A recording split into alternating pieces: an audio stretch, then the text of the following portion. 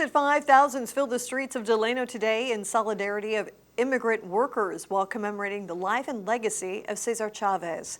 Thanks for joining us. I'm Rochelle Murcia. And I'm Michael Patterson. Leading up to today's march, many in the immigrant community have been on edge. In January, Border Patrol conducted a special operation in Kern County, and since President Donald Trump has taken office, concerns continue to grow. Many who participated in today's march not only wanted to remember farm worker movement from the 1960s, but also support those who might currently be under threat. Eyewitness News reporter Will Silverstein spoke with several marchers and has this report from Memorial Park.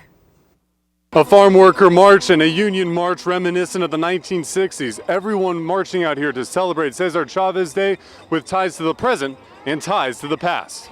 What does Si Se Puede mean to you?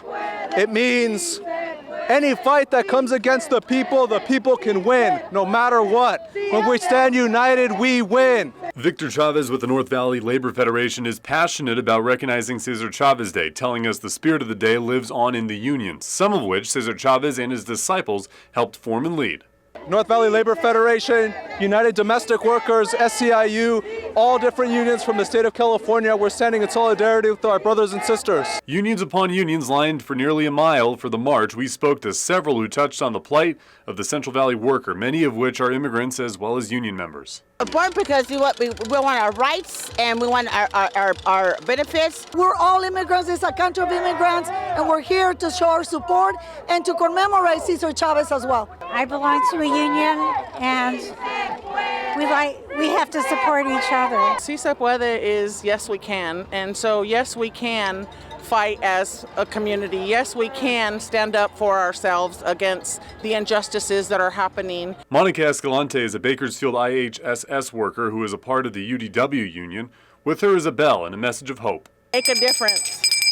That's my grandma's bell, and she rang it when she needed help when I was a kid, and now I'm ringing it for the whole nation that we need help and we need to stand up for ourselves. Look at how things were taken care of in the past.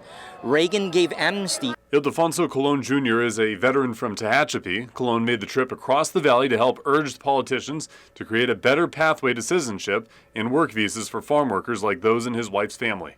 Tehachapi, Delano, that's a long drive, but it's worth it for a day like this? Absolutely, absolutely. This movement started a long time ago, and it's not just for Hispanics, it's for everybody. Cesar Chavez formed United Farm Workers with Larry Itliong, a leading Filipino farm worker and union organizer. Filipino workers from Los Angeles, including Gloria Arrieta, came all the way to Delano to celebrate the history. Was it important to be here because of that history? Yeah, it's really important because we have a lot of farm here. And as an organization, Filipino workers, we're supporting our Filipino farmers as well. We spoke to somebody who has historical ties to this farm working area who found it so important to come back here today.